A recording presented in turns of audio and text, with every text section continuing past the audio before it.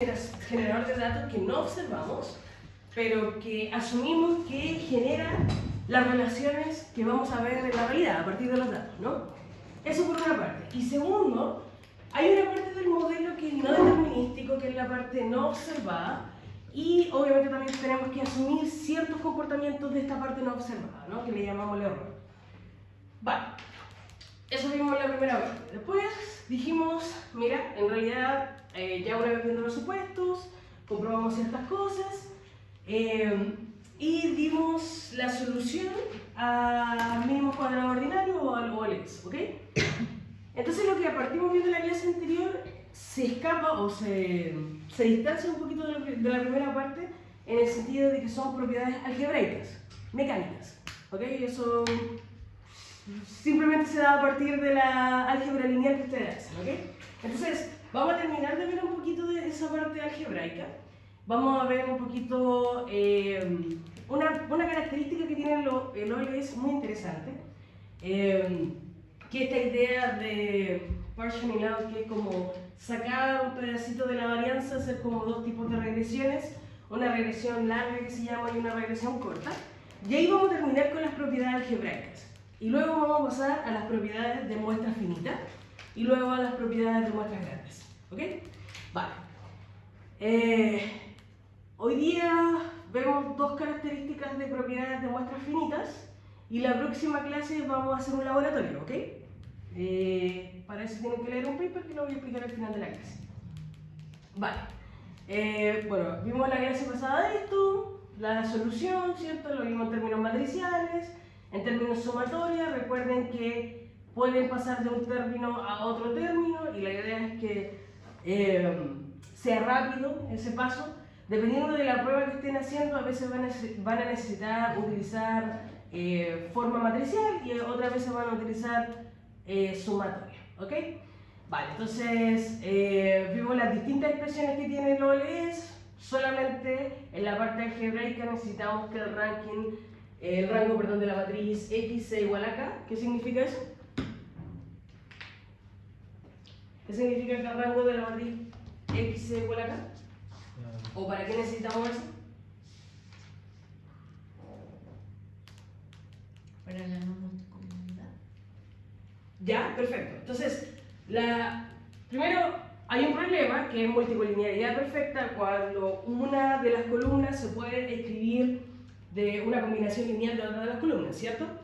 Vale, entonces el rango de la matriz K el rango de la matriz X igual a K implica que necesitamos K columnas que sean independientes linealmente una de la otra, ¿ok? Puedo yo tener otro tipo de funciones en la matriz X, por ejemplo, una función logarítmica o una función exponencial.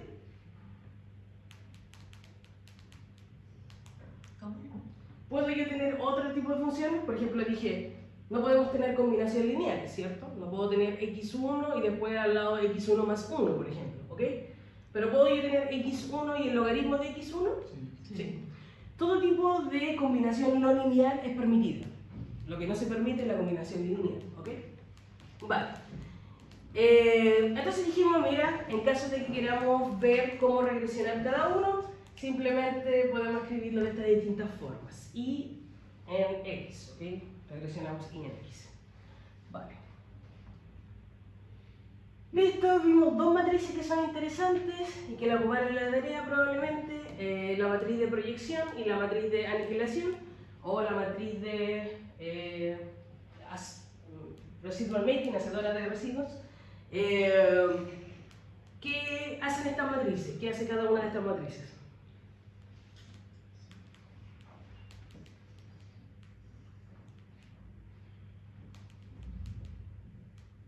En términos geométricos, estas matrices nos sirven para proyectar, ¿ok?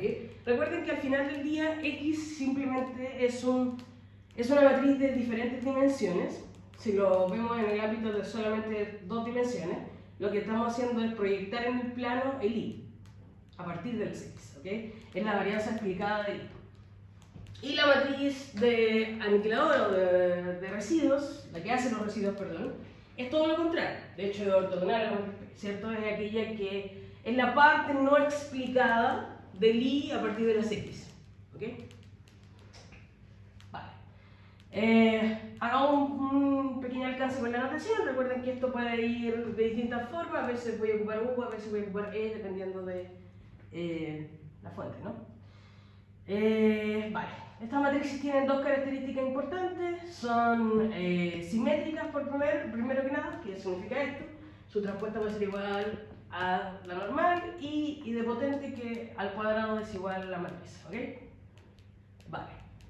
Vimos que un buen estimador del sigma era igual a esto, ¿cierto? La suma de los residuos al cuadrado dividido en n menos k. Y me parece que hasta aquí quedamos.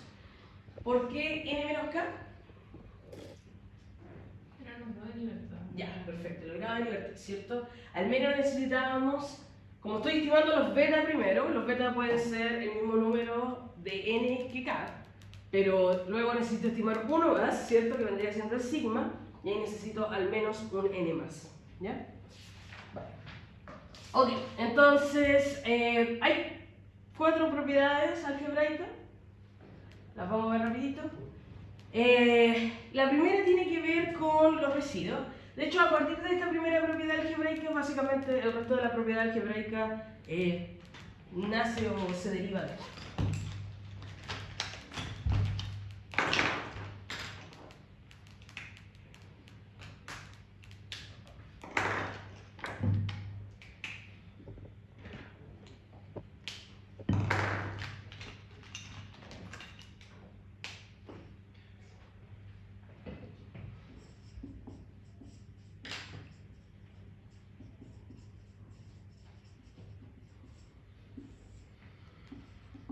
Vale, entonces la primera nos dice lo siguiente, nos dice, mira, los residuos van a siempre sumar a 0. Vale, esto de acá se desprende bastante rápido, se desprende de la condición de primer orden.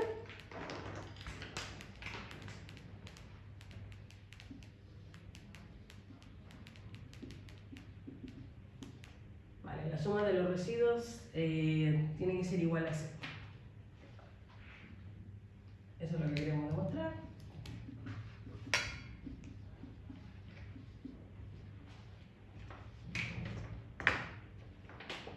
La prueba es bastante sencilla.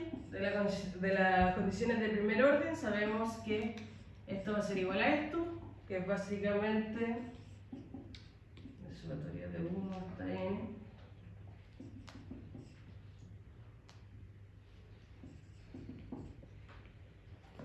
Y eso va a ser igual a 0. ¿Ok? Vale. Esto de acá, ¿a qué es igual?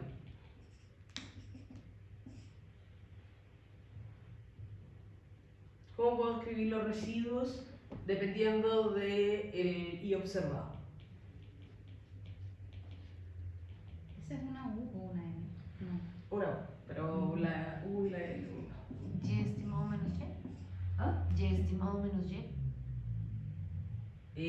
Al revés, ¿no? El observado menos el estimado, ¿cierto? Ah, perdón, sí. Vale. Eso que está ahí. Vale, chicos. Entonces, esta es básicamente la condición de primer orden, que se puede escribir de ambas formas, ¿cierto? Esto de acá vendría siendo el residuo, no el aporte, el residuo. ¿De cuánto es este vector? De cada dimensión. ¿Ya? Si yo lo pusiera en una multiplicación, ¿sería 1 por k o k por 1? 1 por cada. K por 1. Ah. ¿Ya? Dependiendo del libro, pero en este caso, obviamente k por 1. Si les aparece así, es de 1 por k. ¿Ya? Entonces, por lo tanto, este de acá vendría siendo de 1 por 1, el i. Este de acá es de 1 por k. Este de acá es de k por 1. Así que esto de acá sería 1 por 1. ¿Ok? Vale, entonces son un montón de primera orden o condiciones, ¿no? Porque es por cada una de las variables que tenemos. Entonces tendría el i, 1, y todo esto de acá, ¿cierto?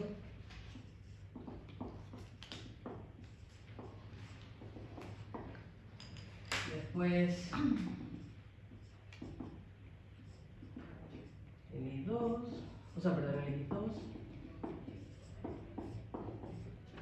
Y así, hasta tener exactamente exactamente K condiciones de primer orden. Vale. Pregunta. ¿Cómo de estas condiciones de primer orden yo puedo probar esto? ¿Por qué?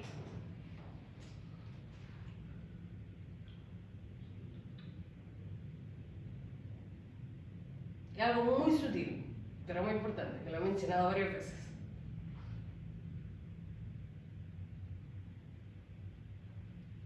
Recuerden que al final del día esto es U. Se vendría siendo el residuo, ¿no? Para cada uno de...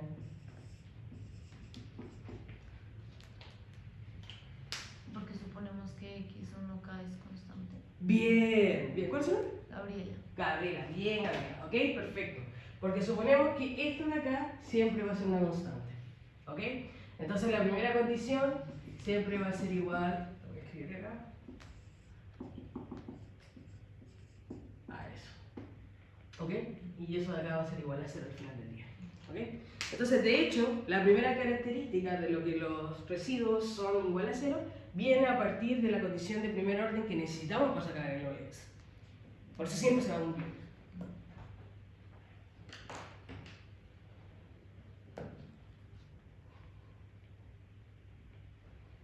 Ya, ¿dudas?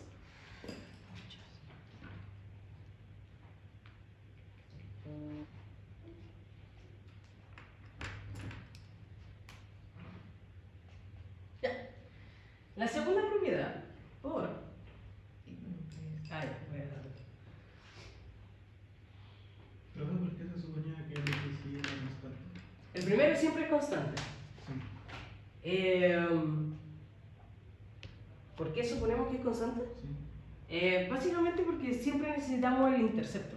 El intercepto al final del día, cuando tenemos I beta 0 más beta 1 por X1 más el error, ¿cierto? Sí.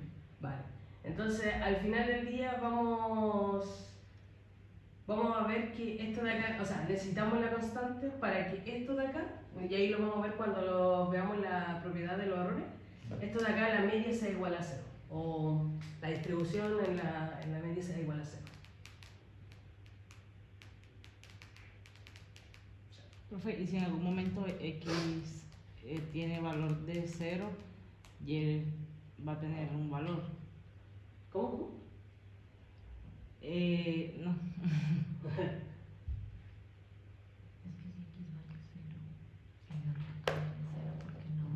Exactamente, entonces si X valdría 0, tomaría valores de 0 y no estuviera en la constante, Y ya tomado 0. Claro, Eso exacto. tendría valores. No, sí, básicamente saldría de acá, ¿no? Ajá. De acá. Pero, claro, o sea, al final del día necesitamos la constante para, uno, tener el intercepto, y dos, porque vamos a asumir que esa constante va a ser igual al promedio.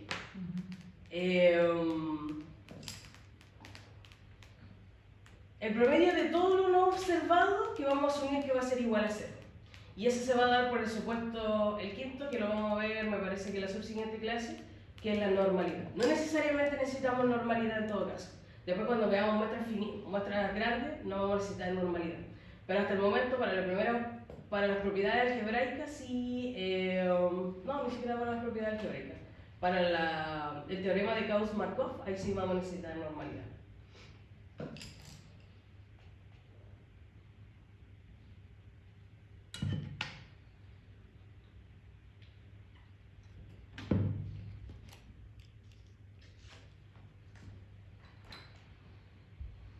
Ok.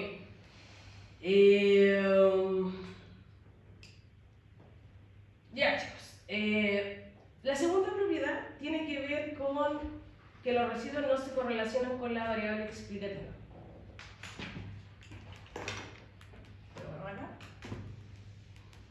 ¿Por qué? ¿O cuál sería la lógica detrás de que los residuos no se correlacionan con la variable explicativa? ¿Con la esperanza condicional? Estas son propiedades propiedades algebraicas, o sea, Ah. tienen que ver simplemente con la mecánica de los valores. No esperanza ni nada por el estilo. ¿Cómo es, profe, que los residuos no se correlacionen con la qué? Con la variable explicativa. Porque habría sesgo. Nada de sesgo, porque son propiedades algebraicas. El sesgo son ya propiedades de muestra finita. No esperanza, tienen que tratar de diferenciar las propiedades algebraicas de las propiedades que no son algebraicas o que tienen que ver con relaciones de la población. Generalmente cuando estamos hablando de comportamiento de lo no observado o comportamiento del proceso generador de datos, hablamos de valores esperados, distribuciones, porque no lo conocemos. Pero cuando estamos hablando de propiedad algebraica, esto es determinístico. No hay acá distribución, no hay densidad, ¿cómo se llama esto? La PDF, la función de densidad de probabilidad. No hay, porque esto funciona, es uno. ¿Ok? Vale. Entonces, ¿por qué? ¿Por qué mecánicamente los residuos no se correlacionan con la variable explicativa?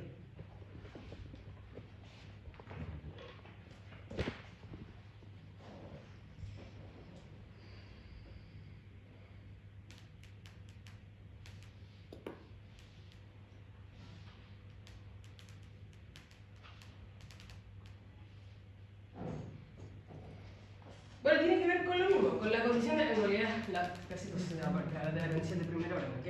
Tiene que ver con lo mismo, con la condición de primer orden. Si se dan cuenta, esta misma condición está diciendo que básicamente hay una ortogonalidad entre los residuos y la variable explicativa, ¿ok? Y esto tiene que ver con la simple idea de que recuerden que los residuos, al final, tienen toda la parte, toda la varianza de i que no va a ser explicada por esa variable que ustedes están eligiendo. ¿Ok? Vale. Y lo que me está pidiendo la condición de primer orden es eso. Sácame el i predicho de tal forma que estos dos sean ortogonales. Eso es lo que le estoy pidiendo a las condiciones de primer orden. ¿Ok? Vale. ¿Cuál es la covarianza muestral?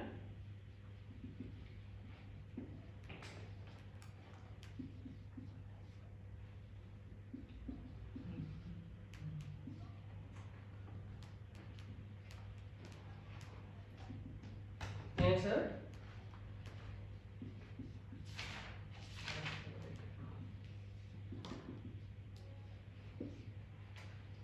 Es básicamente el valor de esa variable para ese individuo menos el valor promedio de esa variable, ¿cierto? La edad del individuo y menos el promedio de la edad multiplicado por el residual de ese individuo menos el promedio de los residuos, ¿ok? Vale. Intenten hacerlo, porque eso sería igual a 0. ¿Cómo lo probarían en una prueba? Cualquiera. ¿Qué harían? Teniendo en cuenta solo las condiciones de primer orden. Claro. Y la primera propiedad que acabamos de probar.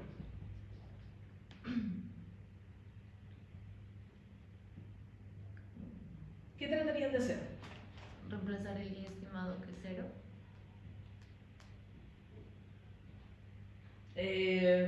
Ya, podríamos ir por esa parte. Igual llegaríamos al mismo resultado. Claro. Sería, yo creo que bastante más largo, Sí, pero sí.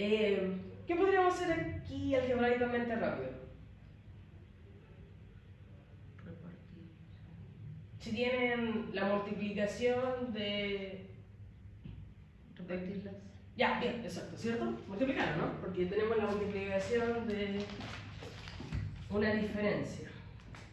Vale, entonces, ¿cómo les quedaría? X y k multiplicado por i, o sea, por ui, ¿cierto?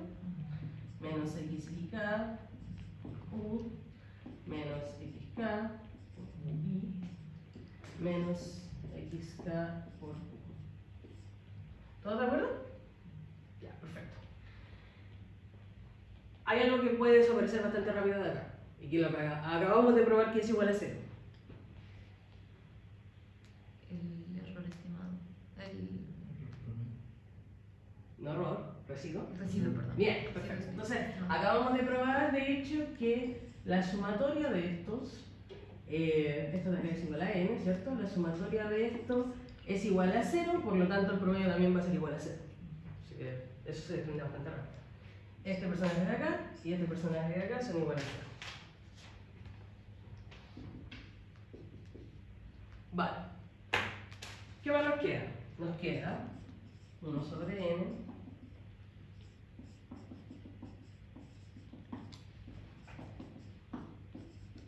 Eso que tenemos ahí. ¿Qué más podemos hacer ahí? La sumatoria tiene las mismas propiedades que la esperanza, por lo tanto. Bien, exacto, ¿cierto?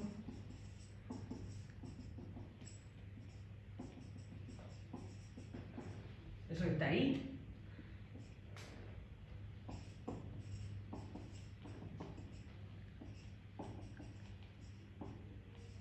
Y eso que está ahí. ¿Todos de acuerdo? Ya. Esto de acá. Igual a 0. Bien. ¿Cierto? Por las condiciones de primer orden. Perfecto. ¿Y esto de acá? X promedio. Aquí sale fuera como una. Bien, bien, Jorge, perfecto. Este de acá no está indexado por i. Así que como no está indexado por i, es una constante. Lo saco del promedio, me queda 1 sobre n, xk, ¿cierto? La sumatoria de i hasta n de los ui. ¿Y esto es igual a? 0. 0. Ya está probado. ¿Ok? Bien.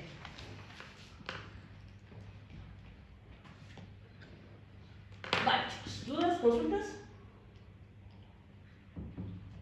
Profe, sí. Cuando, por ejemplo, si la X estuviera con el subíndice Y, en Ajá. este caso no sería una constante y no podríamos sacarla, Claro, ¿no? sería esta de acá.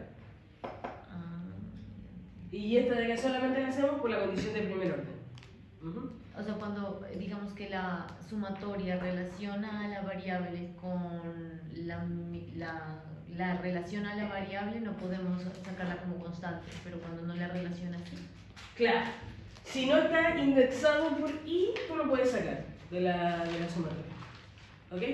Si no varía a través de i, porque claramente, porque lo que vas a tener acá, como es sumatoria a través de los individuos, entonces esto de acá te queda así, ¿cierto? Sub i, ¿cierto? Entonces, lo que estás diciendo es, imagínate el promedio de la edad, porque eso es lo que está diciendo, el promedio de una variable, promedio de la edad. Eso lo que está diciendo, imaginemos el promedio de la edad 18 años. Lo que está diciendo es multiplicar 18 años para el residuo del individuo 1, 18 años para el residuo del individuo 2, y así sucesivamente. Entonces lo puedes factorizar por 18 y te deja la sumatoria de dentro. Eso es lo que hace. ¿Ok? Profe, de este lado da 0 porque la sumatoria de UI es igual a 0. Exacto. Y se multiplica y queda igual a 0.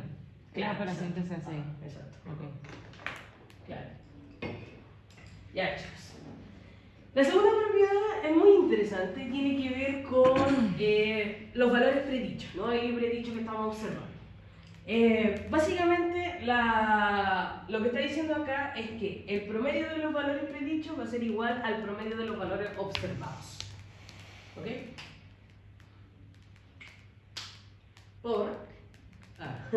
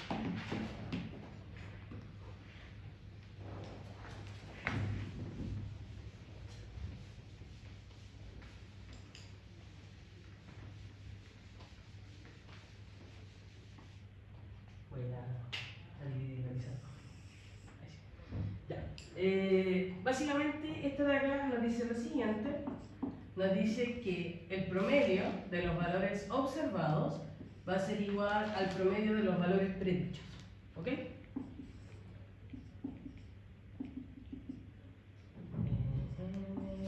esos valores va a ser igual al promedio de esos. Vale, ¿cómo lo probaría? Ah, no, mentira, porque está probado acá, ¿cierto? Básicamente lo que está diciendo es, el promedio que está acá, el promedio de los valores observados, va a ser igual a esto de acá, ¿por qué?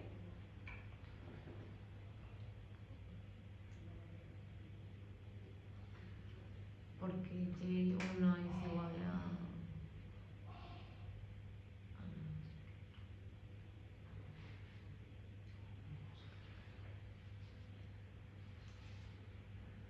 ¿Cómo lo harían?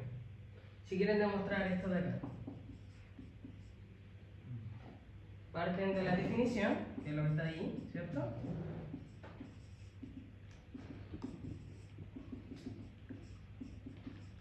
Y es igual a... El predicho más Bien. el residuo. Bien. Eso está ahí, ¿ok? Entonces, no voy a hacer toda la prueba, pero es fácil, ¿no? Porque sabemos que esta sumatoria, cuando yo la paso por acá, va a ser igual a 0. ¿Ok? Vale, eso es una característica interesante del OLS. Si tuviéramos solamente una variable y por aquí pasar a la recta beta. Vale, lo que está diciendo es, yo acá voy a tener un valor observado y ¿dónde va el valor predicho?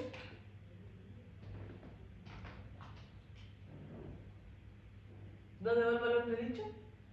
¿De ese valor observado? En la En la recta, ¿cierto? Perfecto. Entonces, este de acá es el valor de I y este de acá vendría siendo el valor predicho para ese puntito, ¿no? O sea, vamos a tener bastantes puntos por acá, que van así. Lo que está diciendo es, si yo promedio todos los puntitos rojos, me va a salir un I acá. Y el promedio de todos los puntitos rojos tiene que coincidir con el promedio de todos los puntitos azules que van a estar en la recta. Eso es lo que está diciendo, ¿ya? Y es bastante... esta propiedad nace a partir de la idea de que lo que estamos haciendo acá es básicamente encontrar dos puntos donde la variable también se va a promediar, la variable electrónica. Y en pocas palabras lo que estamos diciendo es que el OLS son promedios. ¿Okay? A partir de esta idea de promedios es que vamos a sacar las propiedades de muestras grandes. Porque el promedio, como estimador, solamente el promedio, no el OLS, esta cosita de acá, tiene propiedades muy interesantes. ¿Ok? Vale, entonces, esta propiedad nos va a servir bastante, ¿vale?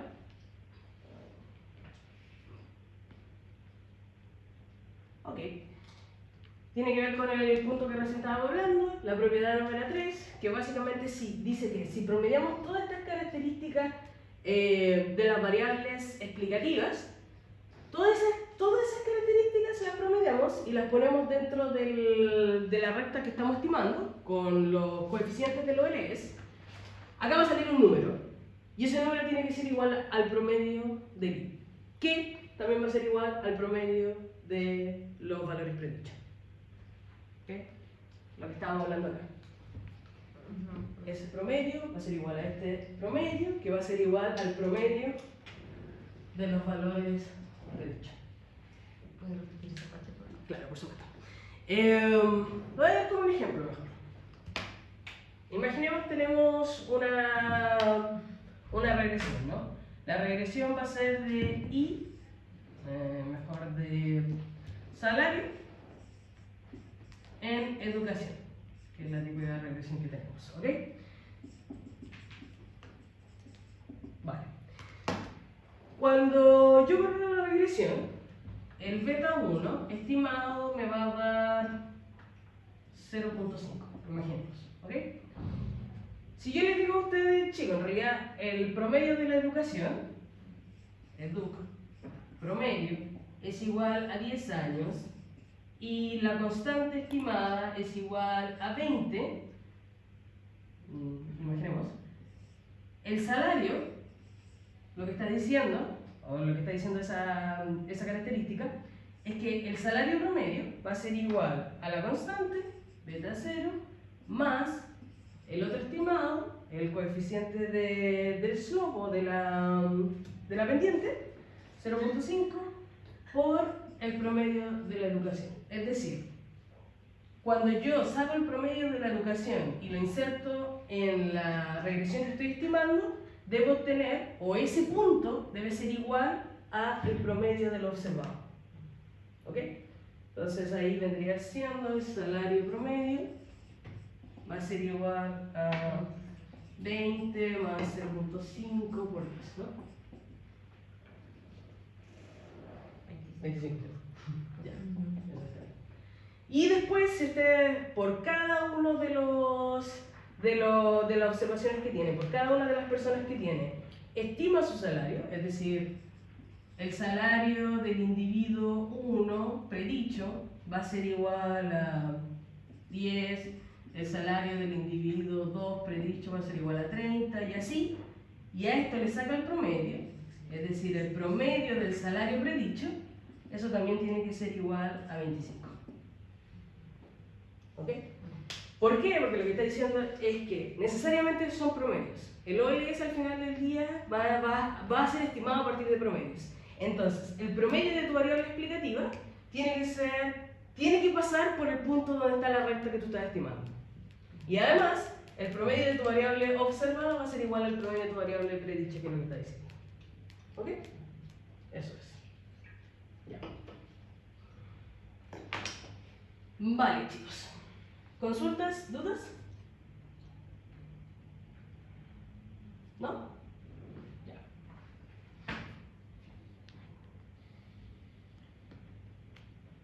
Profe, una pregunta. Bien. ¿Usted nos podría en algún momento socializar el taller, el problem set que hicimos? Ah, sí, claro. Ya. Podríamos tomar una parte de la próxima clase para verlo. Para revisarlo. Ya. Ya, chicos. Finalmente, otra propiedad interesante que tiene que ver con la variación explicada. La variación total va a ser igual a la variación explicada más la variación no explicada o la variación de los residuos, ¿no? Y esto se conoce como la suma la suma total, la suma explicada y la suma de los cuadrados, o sea, de los residuos cuadrados. Vale, de acá probablemente en la próxima tarea les pida sacar el R cuadrado, que es típico que se saca de esta variación, ¿no? Que recuerden que el R cuadrado no es más que la suma de... que no es más que la parte explicada a partir de la variación total. Ya, chicos. Ok. Con eso termina la parte de las propiedades explicativas, ¿ok?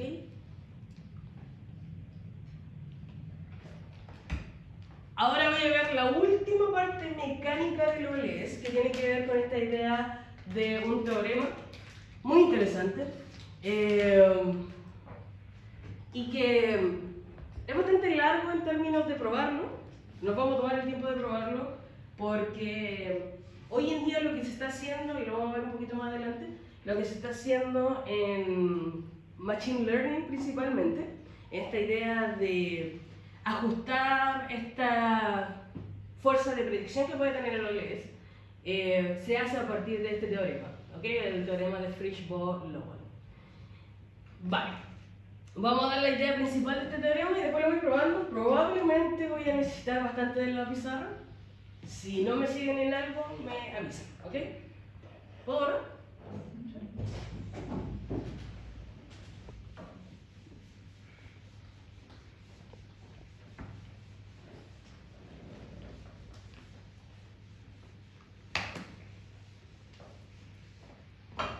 ya, chicos. Vale, entonces. Lo primero es esta idea de particionar una matriz. ¿Alguien ha visto alguna vez las matrices particionadas? ¿No? Ya, la partición de una matriz básicamente tiene que ver con separarla. Es tan simple como eso. Se puede, en el caso de lo que vamos a hacer con la matriz X, es separarla en dos, pero se puede separar en múltiples partes, ¿ok? Se particiona para poder hacer más simple el álgebra, porque al particionarla básicamente yo estoy generando una matriz, en este caso, de una fila y dos columnas. Eso es lo que estoy haciendo, ¿ok? Es un poquito parecido a lo que vamos a ver después, que tiene que ver con el producto Kronecker, pero para sumas, básicamente, ¿ok? Vale, entonces voy a empezar con esta idea de particionar una matriz. Vamos a ver primero la lógica de la prueba, y después voy a irme con toda la álgebra y todo el tema, ¿ok? La lógica... ¿Ah? Pero puedo cerrar la persiana, es que me da... Sí. da ¿Cómo se...? Ahí. ¿Así? Ya, ahí, perfecto, muchas gracias. Ya. Vamos a ir primero con la lógica de lo que vamos a hacer. La idea es lo siguiente.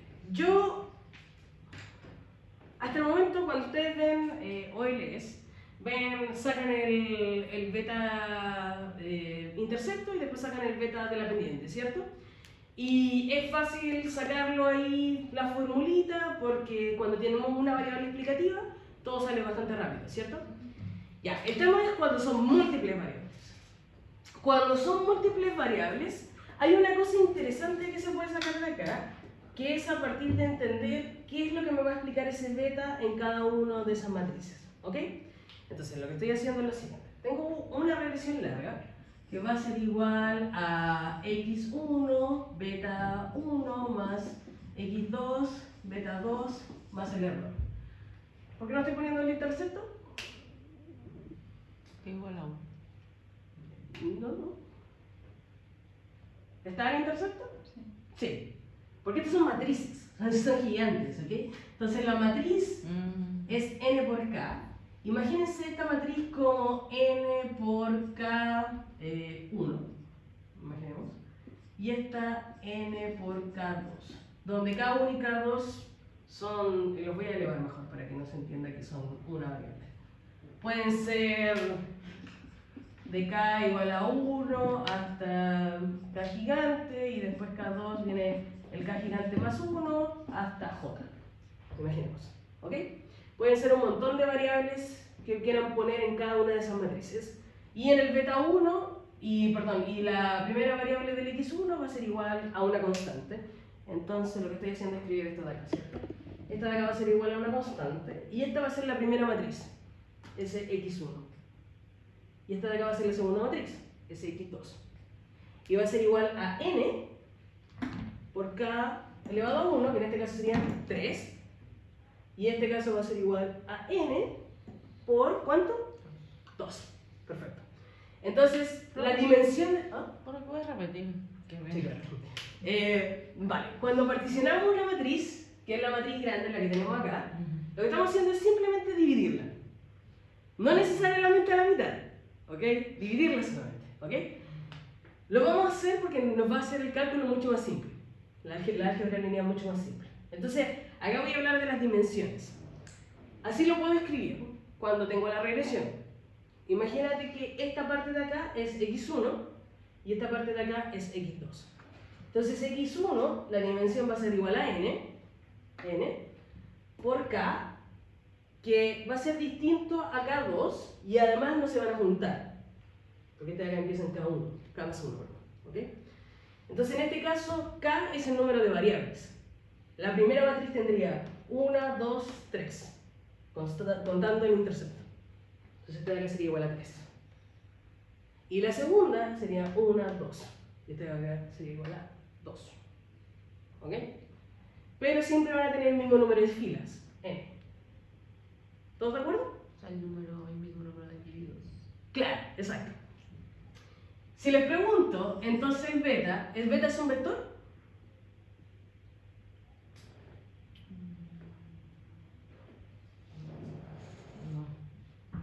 No tendría que ser también una matriz. Sí, tiene que ser un vector. Tiene que ser un vector. De hecho, este vector es de k por 1, ¿ok? Vale, entonces este beta 1, que que es el beta poblacional, todavía no lo estamos estimando, ¿a cuánto sería igual? Es de K filas, por lo tanto sería, si lo hiciéramos para la primera matriz,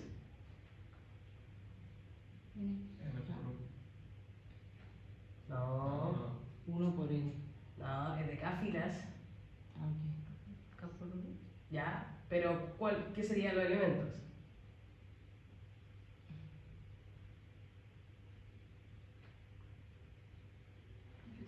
Beta, claro, coeficiente, ¿cierto? Beta 0, beta 1, beta 2, o si quieren ponerle sigma 0, perdón, gamma 0, gamma 1, gamma 2, lo que sea. Pero son coeficientes, y son 3. Son 3 variables, 1, 2, 3. ¿Se entiende? ¿Se entiende o no? ¿Sí? Sí. Ya. ¿Y este de acá cómo sería? ¿El beta 2? De 2 filas. Beta 1, o pueden ponerle después de acá, de la que sigue, que sería, claro, sería beta 4, beta 5, ¿no? Para las variables. Ya, lo que me refiero con esto es que desde ahora no visualicen los betas como uno solo. Empiecen a visualizarlos como vectores. Pueden ser vectores muy grandes, dependiendo de estas matrices. ¿Ok? Vamos a simplificar el cálculo con estas particiones, pero recuerden que pueden ser muchos. ¿Ya? Ok, ¿y cuál es el objetivo de todo esto? El objetivo, o lo que me dice este teorema, es que yo puedo generar esta regresión, es decir, y on x1 y x2, y acá me voy a sacar un beta de vectores estimados, beta 1 y beta 2. ¿Todos de acuerdo? ¿Estamos de acuerdo con eso? Si yo regresiono eso así. Ya lo voy a escribir de nuevo más. ¿Puedo borrar acá? Para escribirlo más formal.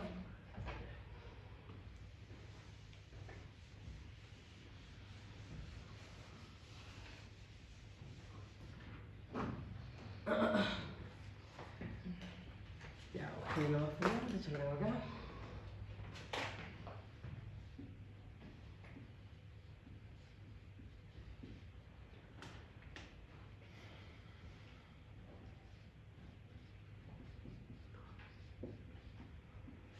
Ya. Cuando yo digo regresiones y sobre x1 y x2, lo que estoy diciendo es que voy a tener que sacar un OLS donde voy a meter ambos ahí, ¿ok? Y de ahí voy a obtener los coeficientes.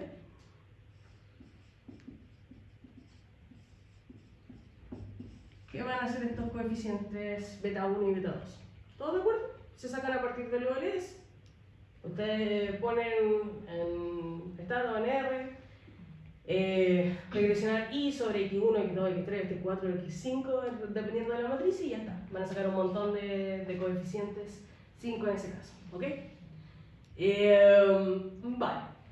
Por otra parte, y esta la vamos a llamar la regresión larga. Listo. Por otra parte,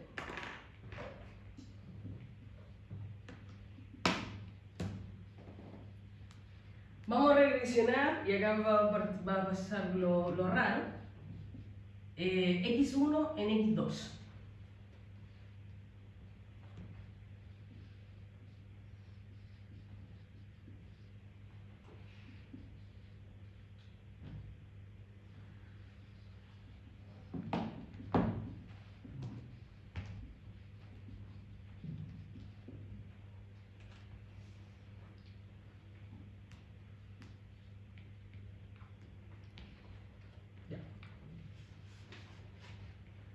Ya, y acá nos vamos a ir lento para entender lo que vamos a hacer. Si yo en la tarea les digo regresiones x1 y, en x2, y yo tenga la matriz de residuos que le vamos a llamar x1 puntito puntito, lo primero es preguntarse a qué me refiero con regresionar x1 y en x2, ¿ok? Si yo regresiono x1 en x2, yo puedo sacar un coeficiente, llámelo gamma, que va a ser igual a ¿cuánto?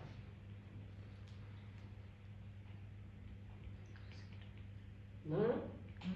Si yo le digo quiero la regresión de I, esto es un ejemplo, en x1, ¿cómo me dan el coeficiente beta acá? Beta 0. No. ¿En términos matriciales? X traspuesto.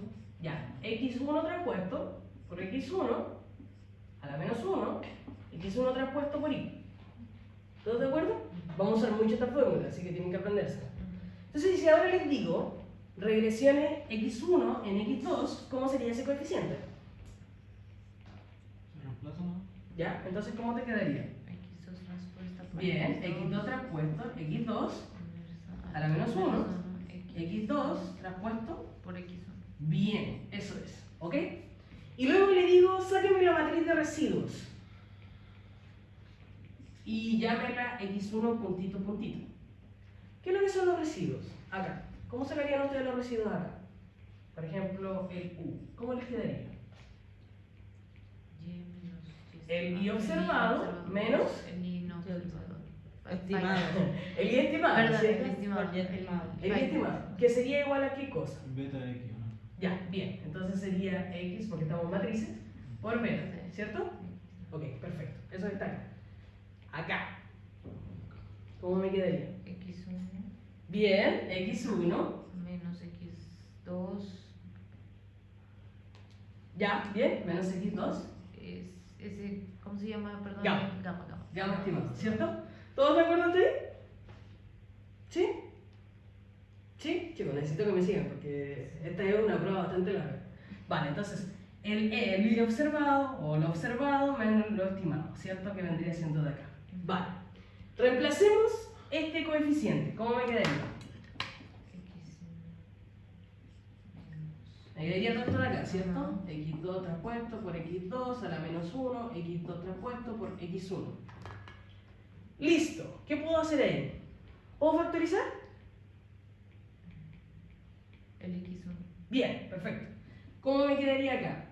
1 No, son matrices. Son matrices, acuérdense. Son todas matrices. ¿Cómo me quedaría? Si yo quiero factorizar una matriz, Identidad. bien, la identidad menos x2, esto que está acá, x1. Perfecto. ¿Qué es esto?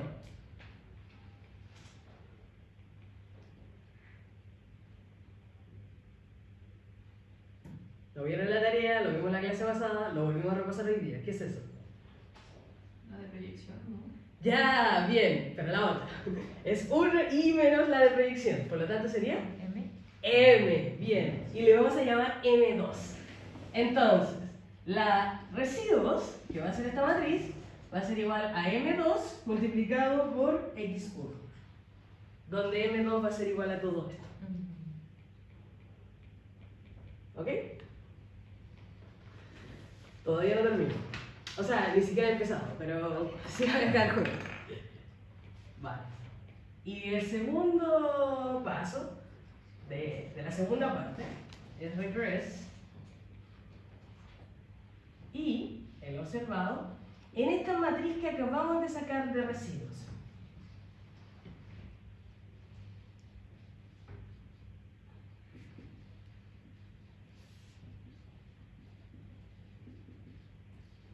Y llamen los coeficientes de esa regresión beta 1 puntito puntito. Entonces, la regresión de I en x1 puntito puntito me va a dar a mí el coeficiente beta 1 puntito puntito, que va a ser igual a ¿qué cosa?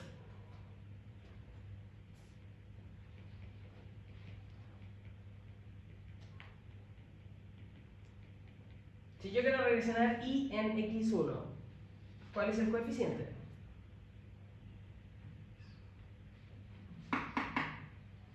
¿Cuál es el coeficiente? Lo mismo. x1, puntito, puntito traspuesto, x1, puntito, puntito, a la menos 1, x1, puntito, puntito traspuesto por i. El teorema de Fishball-Lowell me dice que al hacer todo esto,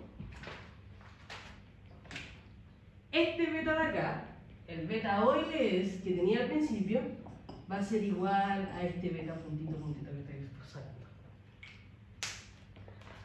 ¿Qué quiere decir esto? Y esta de acá la vamos a llamar la regresión corta. Que cuando hago una regresión larga, básicamente, y obtengo ese beta 1 a partir de esta regresión larga, es exactamente lo mismo que si yo hiciera una regresión corta donde primero, y esta es la idea, le quito toda la varianza explicada del x1 que es explicada por el x2. Al x1 le saco todo eso y me quedo con los residuos. Es decir, toda la parte explicada. Mira, esta es la parte interesante. Esto de acá es toda la parte explicada de y que me explica solamente x1, nada de x2. Y luego esto de acá, que es como el x1 puro, básicamente, lo regresiono con el y ahí saco exactamente ese efecto. Pero, ¿Entiendo, no? pero mejor estimado. Porque no le está sacando como. O sea, está quitando un poco de multicolinealidad también. No tiene nada que ver con la múltiple línea, tiene que ver con esta idea de derivadas parciales. ¿Ok? Recuerden que acá el x1, el beta 1 básicamente va a ser la derivada parcial de este de acá, ¿cierto? Entonces, cuando estoy hablando de derivada parcial, como lo vimos hace como 4 clases, es ceteris paribus. Dejo todo lo demás constante. En este caso dejo el x2 constante. Vale, yo puedo hacer exactamente eso, es decir, en lugar de correr esta regresión larga, puedo correr una regresión corta en 2 pasos. En donde el primer paso, saco esta regresión entre el x1 y el x2 y me quedo con los residuos. Es decir, toda la parte que explica ahí que no va a tener nada de x2. Es como el x1 limpio, básicamente. Y luego me voy a explicar y con ese x1 limpio. Y encuentro ese beta 1. Eso es lo que estoy diciendo. ¿Ok? Vale, ¿por qué es tan importante esto? Porque cuando nosotros tenemos estas dos de acá, y ahora lo vamos a ver con la prueba de este teorema. Oye, lo siento, mucha emoción. Lo vamos a ver con la prueba de este teorema. Esto de acá, la regresión larga, no me permite trabajar cada una de esas variaciones por separado. ¿Ok? Entonces esto de acá sí me permite. Y lo interesante de esto es que esto de acá me va a ayudar a poder predecir en el caso de Machine Learning, si es que quieren tomar el electivo después más adelante de inferencia causal, lo van a poder ver que es a partir de este teorema que se saca todo lo de inferencia causal más Machine Learning. ¿Ok? Vale, es un teorema que le gusta bastante a Woolrich. De hecho, varias de sus pruebas vienen a partir del Fishbone, para los que quieren hacer econometría. ¿Cómo se llama, profe? Ahí ya lo pronuncio mal. Fishbone Theorem. Fishbone-Lowell Theorem. Sí. Ya, chicos. Copien eso y vamos a pasar a la prueba que es bastante larga.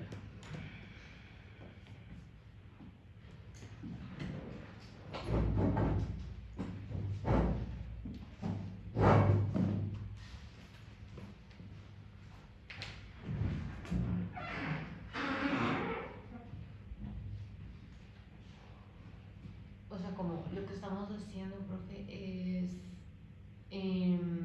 primero demostrar qué es lo que hace y después lo aplicamos. ¿O la prueba a qué se refiere? Sí. Solamente lo que hicimos primero es como el outline de la prueba, lo que vamos a querer mostrar.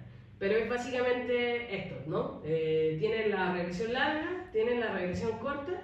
Lo que tenemos que mostrar es que realmente sea beta 1 igual a beta 2. O sea, perdón, beta 1 igual a beta 1 gorrito igual a beta 1 puntito puntito. Eso es lo que vamos a mostrar ahora. Y que nos va a servir bastante esta idea de matrices particionadas.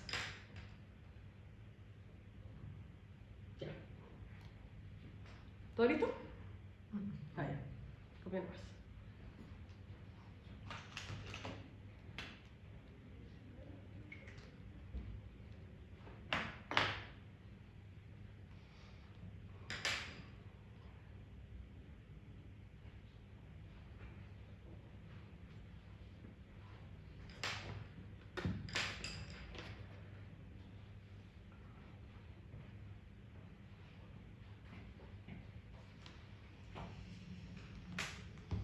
pero hasta ahora hemos aplicado las matrices particionadas. Ahí no, ¿no? No, lo vamos a hacer en la prueba. Ah, Ujú. O sea, la matriz está particionada acá. Empezamos de la idea de una matriz particionada. ¿Saben por qué se hace con matrices particionadas y no con variables solamente? Porque es la generalización del teorema. Porque hasta antes solamente se hacía acá con vectores x1 y x2, y claro, podía usar solamente dos dimensiones nomás para probar. En cambio, si tú haces matrices particionadas, no tiene límites en la cantidad de variables que puedes poner ahí. Puedes poner la cantidad que quieras. Y la idea de matrices particionadas también sirve como para decir, mira, la primera matriz puede solamente tener una sola variable. Que no hay límites. Ya. ¿Ahora sí?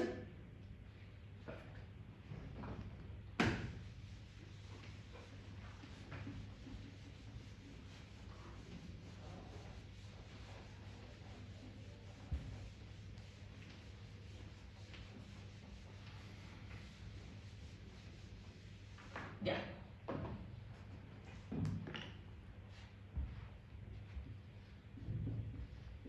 Queremos demostrar que el beta 1 es igual al beta puntito puntito. La prueba va a ser la siguiente. Vamos a partir del beta 1 y vamos a tratar de llegar al beta puntito puntito. ¿Ok? Recuerden que el beta 1...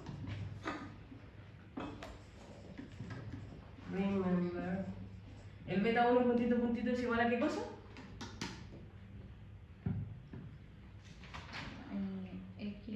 Bien.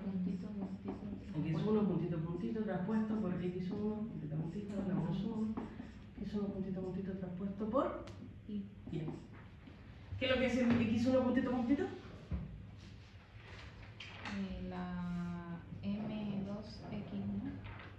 Bien, perfecto. Es todos los residuos de la regresión entre x1 y x2, ¿cierto? Toda la parte de x1 que no es explicada por x2.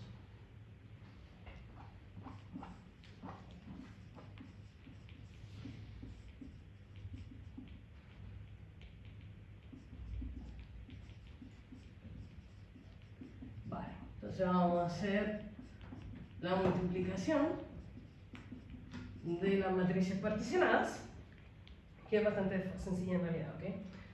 Primero solamente para entender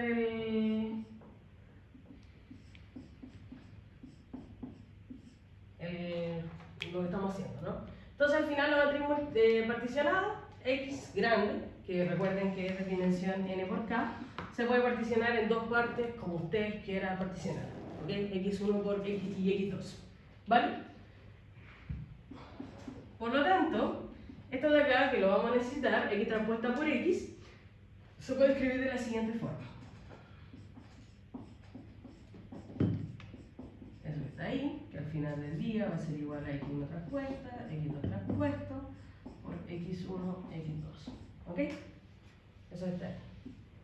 Vale, multiplicación de matrices, y acá en la parte por qué necesitamos matrices particionadas, porque pasamos de nk, multiplicación, dimensión, etc., a una multiplicación de 2 por 1, 1 por 2, por lo tanto esto me va a quedar una matriz de 2 por 2, ¿ok?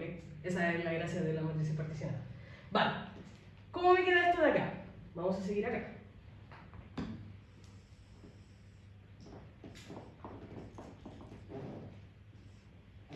Multiplicación de matrices.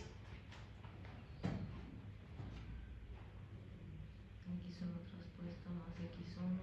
Ya, X1 traspuesto, X1, ¿bien? X2 traspuesto. No más. Acuérdense de que es 2 por 1, 1 por 2. ¿De cuánto me queda esta dimensión?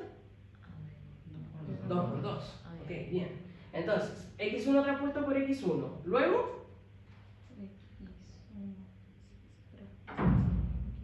bien, acá, traspuesto por, bien, X2 traspuesto por, bien. A repasar multiplicación de matrices si no han repasado, ¿ok? Ya, eso que está ahí. Luego también vamos a definir lo siguiente, ¿no? Que va a ser igual a XY por X. O sea, perdón, X transpuesto por Y. Vale. Lo mismo, ¿no?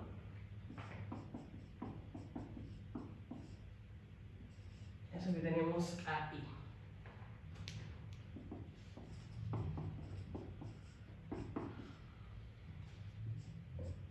Y lo mismo que antes, ¿no? Al particionar la matriz es mucho más fácil.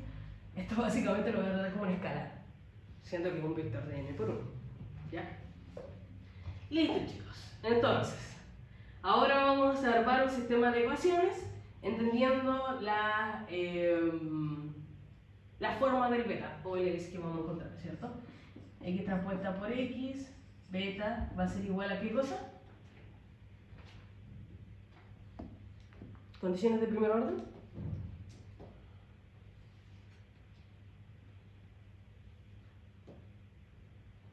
Lo mismo que siempre estamos viendo. Lo de x1 transpuesto. Acuérdense que el beta es igual a x transpuesta por x a la menos 1 por x transpuesta por y. Si lo escribo de esta forma, ¿qué me queda acá?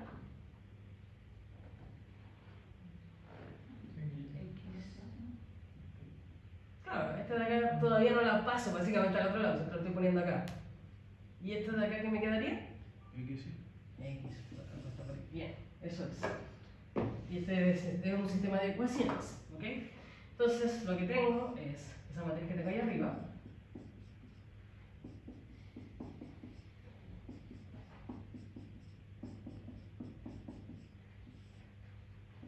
¿Qué me queda acá? Beta 0 y beta 1. Ya, en este caso es beta 1 y beta 2. Para seguir con la... ¿cómo se llama? Con la notación de la regresión larga. ¿Ok? Esos son los beta 1 y beta 2 de la regresión larga. Bien. ¿Y acá qué me queda? Lo que tengo acá arriba. Listo. ¿Qué puedo hacer ahí?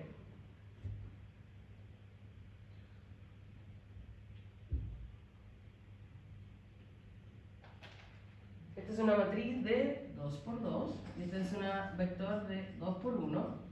Vamos a multiplicarlo. ¿Cómo me queda?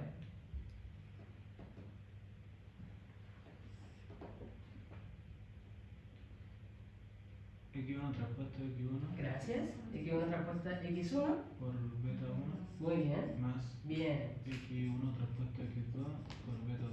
Perfecto. ¿Y abajo? X2 transpuesta X1 por beta 1 más X2 transpuesta X2 por beta 2. Muy bien. Eso es. ¿Qué es esto? Combinación lineal, ¿no? Eso es un sistema de ecuaciones. ¿Dos ecuaciones? ¿Cuántas incógnitas? 2. ¿Tenemos una solución? Sí. Y única además. Ok. Voy a borrar esta parte. ¿Todos copiaron? Ya.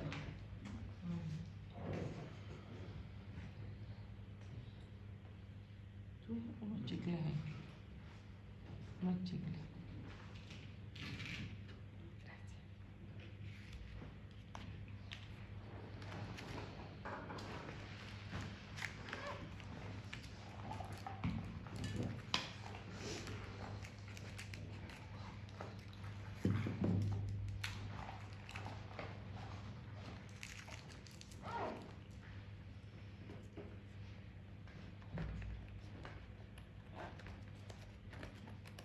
Ya.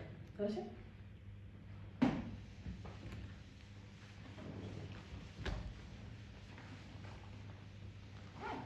Ya. La vieja usanza, vamos a intentar resolver. A la primera ecuación le voy a llamar 1.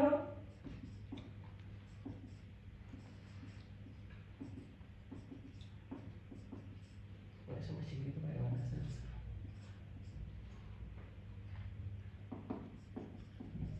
Ok.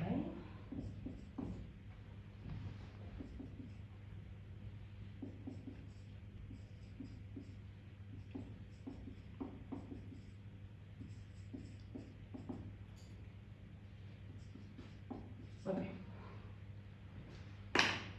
Ya. Acá voy a premultiplicar la segunda. Premultiplicar la segunda.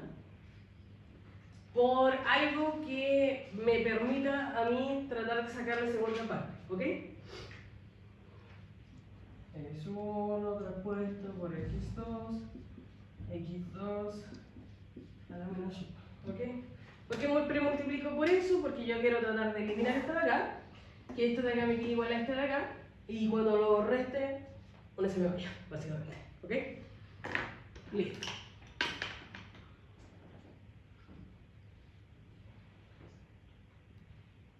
Vale.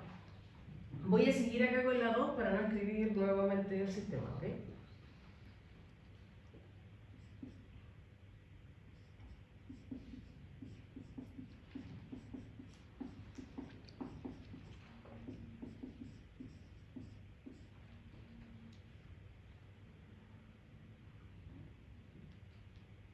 Por acá.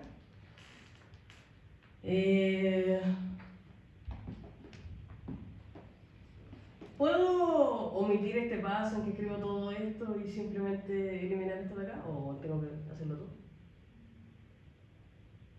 ¿Lo hago todo? Ya. Voy a escribir acá x1 traspuesto por x2, x2 traspuesto a la menos 1 y sigo con esta parte de acá, ¿ok?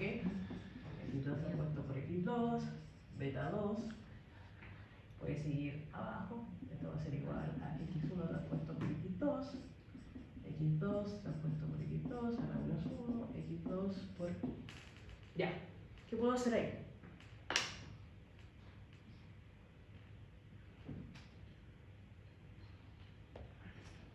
Chicos,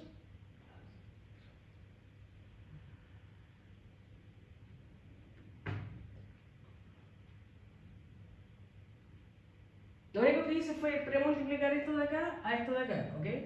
Entonces me queda esto por esta parte de acá, luego esto por esta parte de acá, luego esto por esta parte de acá, ¿ok? Solamente premultipliqué. Vale, ¿para qué lo hice? ¿Cuál fue la gracia? ¿Qué puedo hacer? Se eliminan. Esto, ¿cierto? Eso que está ahí. ¿Qué me queda ahí? Eso me queda una matriz de identidad, ¿ok? Si al ser multiplicada por esto de acá me queda exactamente lo mismo. Por lo tanto, voy a escribir las 2 sin esa parte.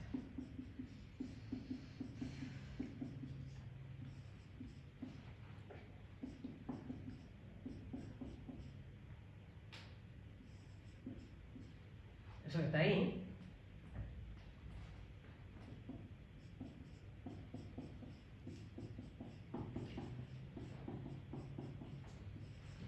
Eso está ahí. ¿Ok? Vale, y ahora facilito para resolver esto de acá. Lo que hago es 1 menos 2. Porque es un sistema de ecuaciones al final del día. ¿Ok? Entonces 1 menos 2 me queda todo eso de ahí. ¿Ya? La gracia de esto es que si yo a toda esta expresión le pongo negativo, ¿qué pasa con este de acá y este de acá? Ya. Entonces me va a quedar este de acá, que sería x1 traspuesto por x1, beta 1, por todo esto que está acá, ¿cierto? O sea, menos todo eso que está ahí.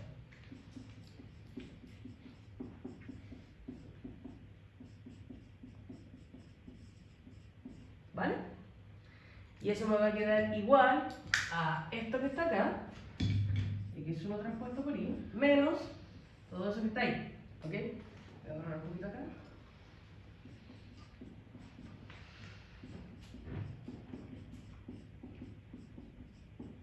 Eso que está ahí. Ya, yo sé que se ve un poco complicado, pero no es tan complicado como parece, ¿ok? Porque podemos empezar a factorizar, ¿ok? Miren acá. Esto es toda una resta, pero hay factores comunes en esto. ¿Cuáles son los factores comunes? x1 traspuesto acá, ¿cierto? Y por este lado tenemos x1 y beta 1, y este de acá es x1 y beta 1, ¿ok? Entonces, x1 traspuesto por este lado, paréntesis, lo que sea que vaya a poner acá adentro, multiplicado por x1 beta 1. ¿Todos de acuerdo? ¿Qué me queda adentro entonces?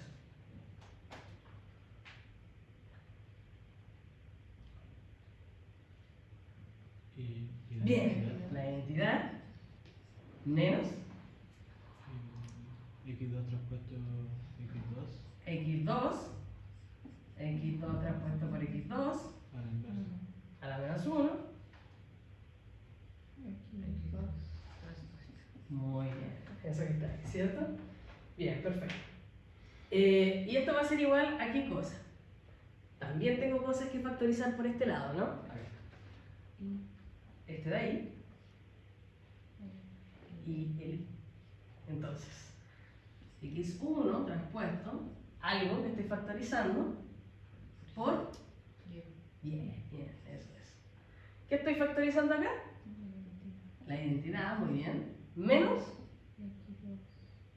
x2, bien. x2 traspuesto, ¿cierto? Ahí me falta pasar, reescribir mejor. ¿Ya?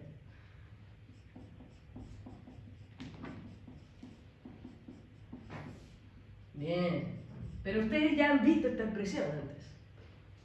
Empezamos con esa expresión. ¿Qué es esto?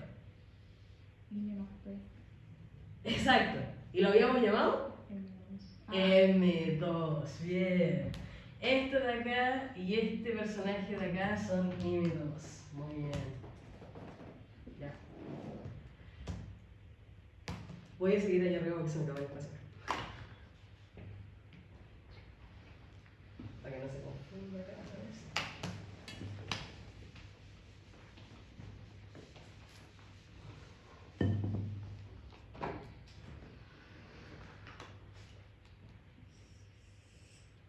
Listo. Entonces voy a tener x1 traspuesto por m2 por x1 por beta 1 traspuesto. Y eso va a ser igual a x1 traspuesto por m2 por i. ¿Ok? Ya. Acabo de usar dos propiedades interesantes de las m que me ayudan mucho en este teorema. ¿Ok? La primera es escribir esto como x1 traspuesto por m2 traspuesto por m2 por x1 por beta 1 y esto va a ser igual a x1 traspuesto por m2 traspuesto por i. ¿Por qué puedo hacer eso? Primero, ¿por qué puedo hacer esta de acá?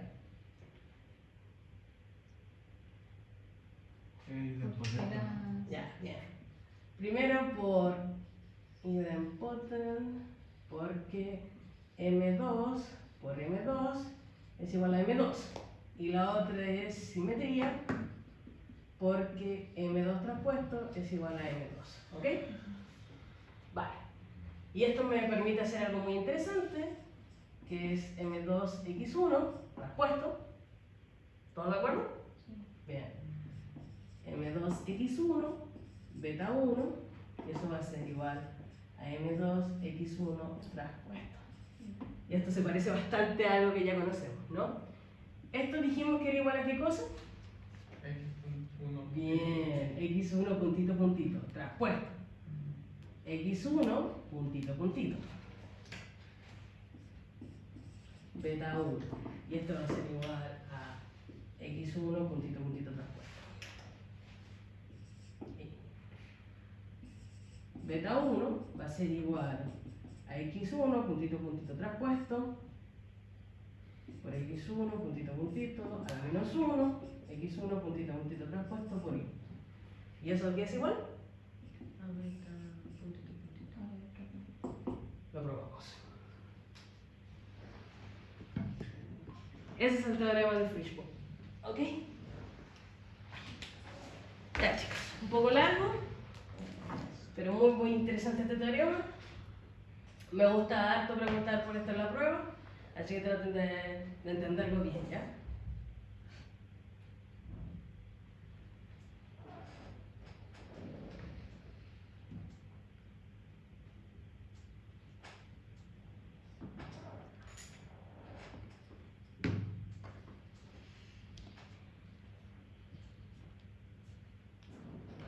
Vale, ¿dudas? ¿Consultas? Listo, ya terminamos con la parte algebraica, ya probablemente no tengamos que hacer ninguna otra prueba de esta forma, de este tamaño, vamos a compensar más propiedades estadísticas que tienen que ver con distribución y todo ese tipo de cosas. ¿Okay? Vale, ahí como les dije, básicamente este teorema me ayuda mucho con los métodos de Machine Learning. Y ahí, bueno, ahí les puse más o menos el paso a paso, básicamente lo usamos, porque Machine Learning se usa para predecir, ¿ok?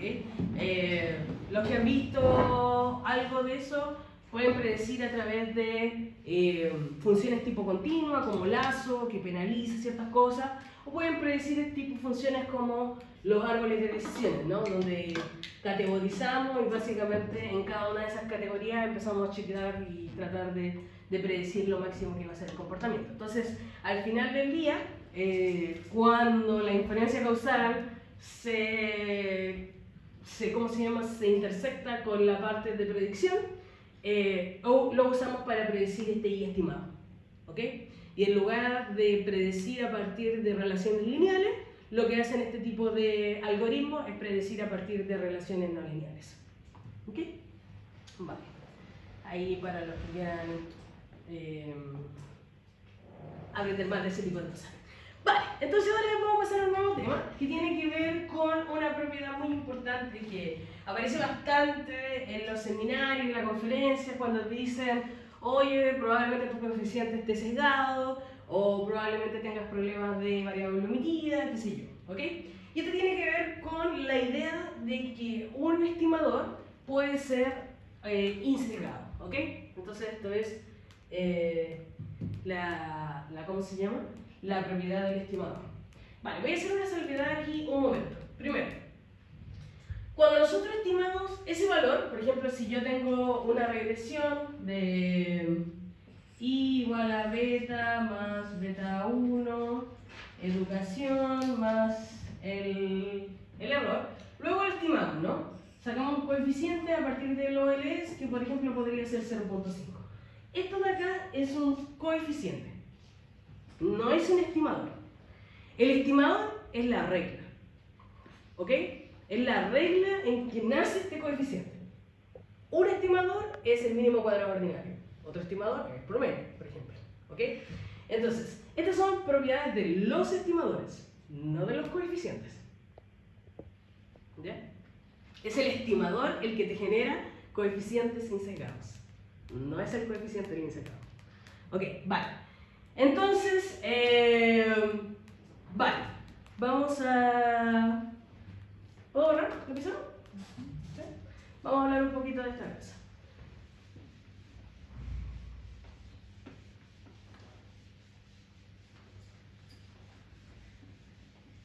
Cuando nosotros obtenemos un coeficiente, lo hacemos a partir de una muestra. Entonces, lo que está diciendo cuando el estimador es insesgado es que si nosotros hacemos este ejercicio de sacar distintas muestras, ¿no? Y para cada una de esas muestras estimamos un coeficiente y luego graficamos esa distribución de coeficientes estimados, el promedio de esos coeficientes estimados debería ser igual a la esperanza o el valor esperado debería ser igual, el valor esperado de esos coeficientes debería ser igual al parámetro poblacional, ¿ok? Eso es lo que básicamente estamos diciendo. Ok, entonces, en términos de definición, es muy simple. Este de acá, un estimador cualquiera, va a ser insesgado si, siempre y cuando su valor esperado, es decir, repetimos esto, ¿no? Sacamos los coeficientes múltiples veces en toda la... Imaginemos que podamos hacerlo. Múltiples muestras y sacamos toda esta distribución, su valor esperado va a ser igual a el parámetro poblacional. ¿Ya? Eso es lo que está diciendo. Y desde ahí nace un teorema, que es que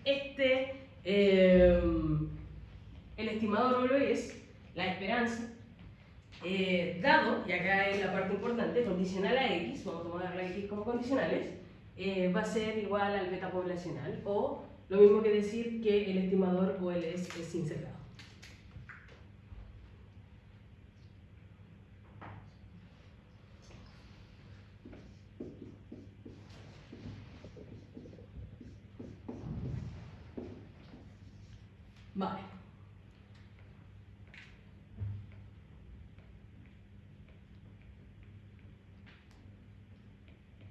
Ok, intentamos probarlo.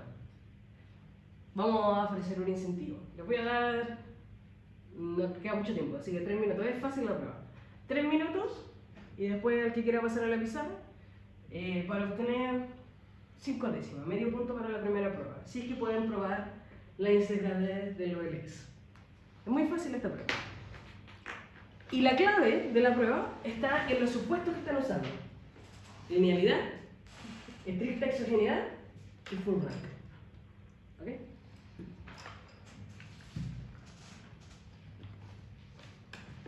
Solamente para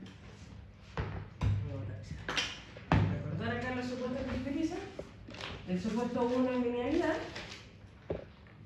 Y es igual a x beta más e. El supuesto 2 es estricta exogeneidad. Eso está aquí. Y el supuesto 3 es full rank, que implica que el rango de la matriz X es igual a K, lo cual implica que esto de acá existe, que la inversa existe. ¿Ok? Implica. Ya. Tienen que probarlo. Ojo, estos son vectores. O sea, esta matriz sí es un vector, por si acaso. Así que traten de probarlo en forma matricial. Es más fácil, de hecho.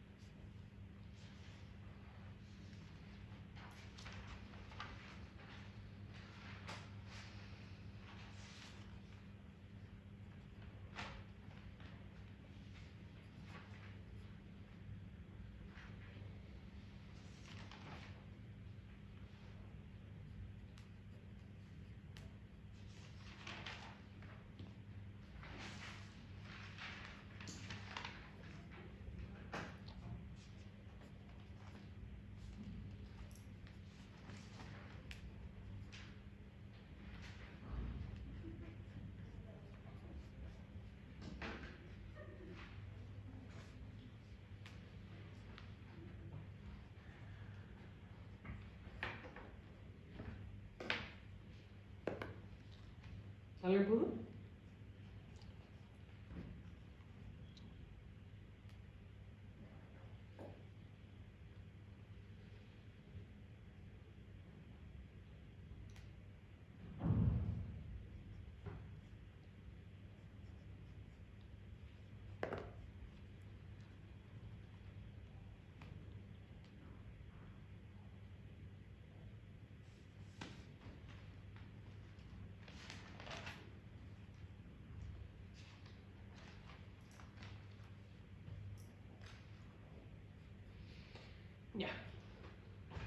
¿Nadie?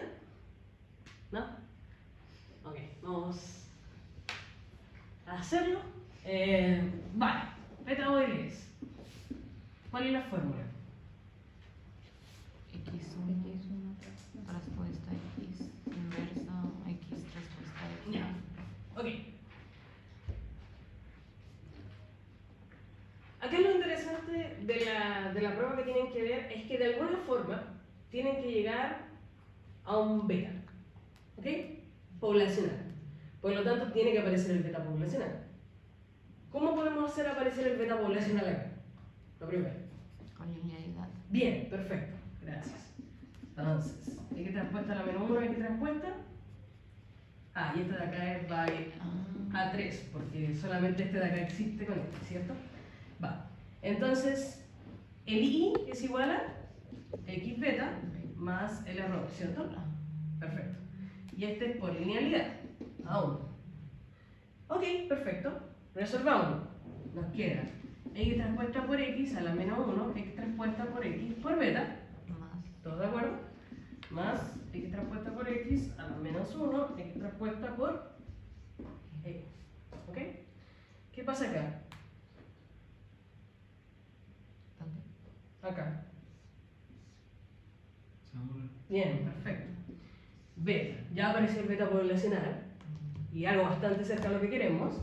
Más algo gigante, ¿no? X transpuesta por X a la menos 1, X transpuesta por X. Esto de acá, chicos, esta relación entre el beta OLS y el error se llama sampling error, que es una formulita que nos relaciona algo que calculamos con algo que no observamos. ¿Ok? Es súper interesante esta fórmula. Vale. ¿Qué tenemos que aplicar ahora El rango. para seguir la prueba? Esperanza condicional. Bien, perfecto. O sea, aplicamos esperanza condicional, ¿no? Beta OLS dado X y toda esta cosa que tenemos acá que vendría siendo la esperanza de beta más X transpuesta por X a la menos 1 por X transpuesta por E dado X. ¿Todos de acuerdo? Perfecto. Propiedades de la esperanza. Bien, distributiva, ¿cierto? La esperanza de beta dado X, esto de acá, es igual, o sea, perdón, más la esperanza de X transpuesta por X a la menos 1, X transpuesta por E, dado X. Esto de acá, propiedades de la esperanza. El beta poblacional, ¿qué es lo que es? ¿Qué característica tiene ese vector poblacional de los betas?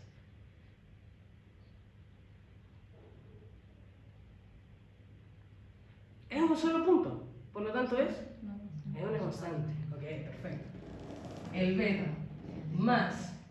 ¿Qué podemos hacer acá? Esto está condicionado a X, por lo tanto tratamos la X como. Si condicionamos X, tratamos la X como constante. La esperanza de una constante por una variable aleatoria, que podemos hacer con la constante. Sacarla de la Perfecto. Entonces, X. X transpuesta por X a la menos 1, X transpuesta por la esperanza del error dado X. Dice 0. Y apareció el que necesitamos, ¿cierto? Exacto. Esto es 0 por el supuesto 2, por lo tanto este va a ser igual a beta. ¿Hemos probado? Lo hemos probado. Vale, chicos. Vamos a la próxima clase a sacar, ahí está la prueba, de otra forma, diferente en todo caso, pero a ver si haciendo prueba.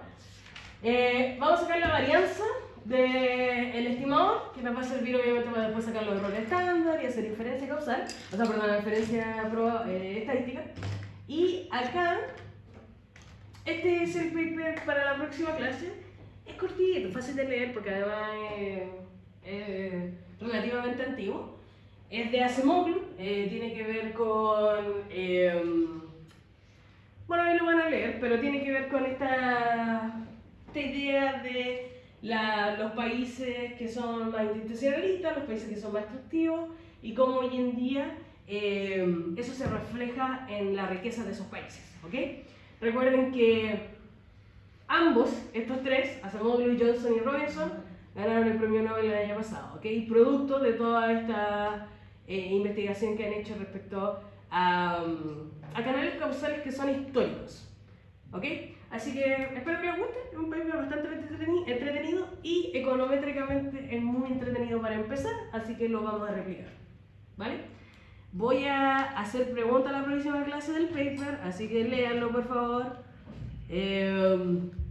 Y nada, la próxima clase terminamos con esta parte, ¿ya?